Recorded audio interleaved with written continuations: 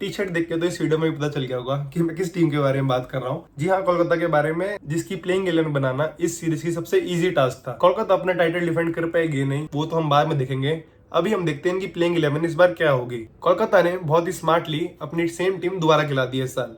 चाहे प्लेयर बदले हैं पर रोल ऑलमोस्ट सिमिलर है। मेजोरिटी टीम तो लास्ट ईयर वाली है, तो सबसे पहले जो लास्ट ईयर खेले थे उनको डालते हैं और फिर मैं बताता हूँ कैसे इन्होंने सेम प्लेयर्स खरीदे हैं, बस नाम अलग है। सुनील नरेन पक्का खेलेंगे, ओपनिंग भी करेंगे इस बार जैसे लास्ट ईयर करा था। उसके बाद वेंकटेश्वर अय्यर, जो इतने पैसे लगा के इन्होंने खरीदा है सिर्फ इसलिए क्योंकि इनके एक इकोसिस्टम का पार्ट है, एक इनके सिस्टम का पार्ट है, तो वेंकटेश्वर अय्यर को भी ऑप्शन में इसलिए लिया है इन्होंने। फिनिशिंग के लिए रिंकू सिंह, रमनदीप और रसल हमेशा के लिए मेरे को लगता है इनकी टीम में पक्का हो गए हैं। और बॉलिंग में हर्षित राणा, वैभव अरोड़ा और वरुण चक्रवर्ती, जो अब शायद बहुत ज्यादा क्वालिटी हो गए हैं।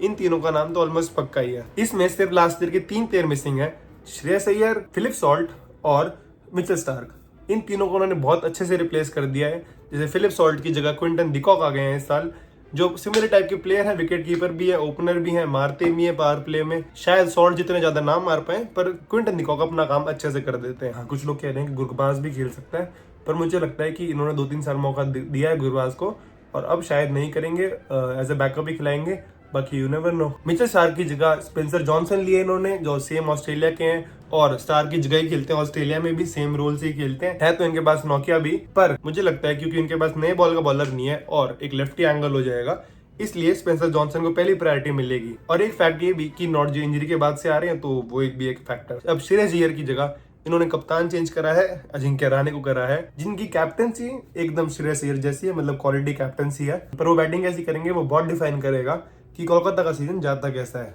क्योंकि लास्ट ईयर श्रेयस अय्यर ने बहुत कमाल की बैटिंग करी थी, शायद रन ज्यादा नहीं बनाए थे, पर जब जब मौका आया था वहां बहुत अच्छे रन कर रहे थे। जैसे सेमीफाइनल में 24 बॉल में 58 या 59 ऐसे कुछ करे थे। मान लिया वो मैच खत्म था, बट जिस ईज से करे थे कभी ऐसा लगा नहीं था कोलकाता को कि अय्यर के होते हुए मैच हार सकते। और हाँ, मुझे पता है तुम सोच रहे हो रघुवंशी को नहीं खिलाया, वो इसलिए क्योंकि 12th प्लेयर या फिर इम्पैक्ट रोल में वो होगा ही, और जैसे बैटिंग बॉलिंग होगी तो चेंज होते रहेंगे वैभव अरोड़ा के साथ। हाँ, कभी कभी स्पिन होता है तो ये लोग वैभव को नहीं तो अनुकुल रॉय को खिला लेते हैं। अब जैसे इनके पास मार्कंडे भी एक ऑप्शन है, जो पहले सुयश शर्मा था उसकी जगह। तो कोलकाता ने ऑलमोस्ट सिमिलर टीम बनाई है जैसे लास्ट ईयर थी, अपनी सक्सेस को एकदम कॉपी पेस्ट करने की कोशिश करी है। अब सवाल ये है कि इनकी मेहनत काम लाएगी या नहीं। भाई देखो, मुझे लगता है कि इस बार ना कोलकाता ने अपनी तरफ से कोशिश बहुत करी है, पर वो जो 3 प्लेयर गए हैं ना वो रिप्लेस नहीं हो पाए हैं। सॉल्ट को चलो रिप्लेस कर दिया, क्विंटन डिकॉक मैं मानता हूँ एक प्लेयर रिप्लेस हो गया। अय्यर की बैटिंग रिप्लेस करना बहुत मुश्किल है। अब अगर रहाणे वो रिप्लेस करना चाहेंगे तो मुझे लगता है कि ऐसा भी हो सकता है, और मतलब दिमाग खोल के रखना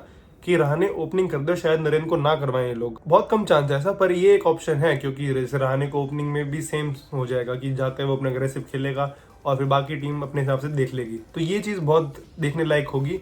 और देखने लायक ये भी होगा, स्टार्क तो माना मैंने पिछले साल बहुत पिटा था शुरू में, स्पेंसर जॉनसन उस मामले में भी सिमिलर है, पर स्पेंसर जॉनसन जो सेमीफाइनल और फाइनल स्टार्क ने अकेले जिताए थे ना, वो काम करना शायद उसके लिए इतना आसान नहीं होगा। और स्पेंसर जॉनसन ही नहीं, नोकिया भी कोई डिफरेंट नहीं है। नोकिया आजकल सिर्फ 4 ओवर में 50 खा रहा है, 60 खा रहा है। अब मैंने बोल दिया तो शायद मैजिक लग जाए और बेटर परफॉर्म करने लग जाए, पर अभी तक जो पिछले 2-3 साल में हो रहा है उसके हिसाब से तो इनकी प्रेडिक्शन ये है कि कोलकाता शायद इस बार टॉप 4 में क्वालिफाई नहीं कर पाए। कर सकते हैं, उनके पास पोटेंशियल है, पर देखने लायक होगा कि इनके जो रिप्लेसमेंट प्लेयर है वो कैसे रिप्लेस करते हैं उन प्लेयर्स को जो छोड़ के चले गए हैं। अगर कोलकाता को आगे जाना है तो इनके जो की प्लेयर्स होंगे उनमें सबसे पहले और सबसे important as always Andre Russell, क्योंकि आंद्रे रसल को बैटिंग और बॉलिंग दोनों का काम करना पड़ेगा। और ये दोनों काम ही नहीं, उनको सबसे पहला जो काम करना पड़ेगा वो होगा कि फिट रहने का। बहुत बार देखता हूँ मैं, चौका छक्का के रसल एक्टिंग करता है, गिर के दिखाएगा, पर अगर अच्छी बॉल डल जाए तो फिट है, अगर छक्का लग जाए तो ओ हैमस्ट्रिंग खिंच गई मेरी, ओ मेरे चोट लग गई। वो सब नाटंकी बंद करके और कोई भी मैच मिस ना करे बिना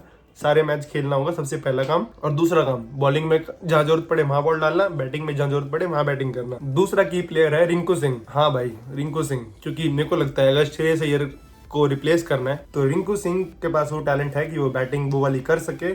और मुझे लगता है कि वो एज अ फिनिशर वेस्ट हो रहा है कोलकाता में। लास्ट ईयर उसकी बैटिंग के बिना ही कोलकाता ट्रॉफी जीत गई थी, तो इस बार रिंकू सिंह की बैटिंग अय्यर को रिप्लेस कर सकती है। तीसरा की प्लेयर होगा हर्षित राणा, क्योंकि लास्ट ईयर एक नया प्लेयर था, उसके बाद से अब इंडिया खेल के चैंपियंस ट्रॉफी भी जीत गए भाई लोग, बीजीटी भी खेला है, तो अब इनकी रिस्पॉन्सिबिलिटी है कि लीडर ऑफ द पैक के रोल पे आए, क्योंकि स्पेंसर और नोकिया नए प्लेयर्स होंगे कोलकाता में। चाहे नोकिया पहले भी खेले कोलकाता में, पर इस टीम के साथ, इस कोर ग्रुप के साथ नए प्लेयर्स होंगे, तो इसलिए उनके पास बहुत अच्छा मौका है क्योंकि कोलकाता के लिए एक परमानेंट आइकॉनिक फिगर बनने का। बाकी वरुण चक्रवर्ती, नरेन वगैरह वो लोग तो अपना काम कर ही देंगे, इसलिए उनका नाम मैंने डाला नहीं। तो बस यही थी भाई, हमारी कोशिश करी थी मैंने जितनी जल्दी हो सके सारे बेसिस कवर करने की।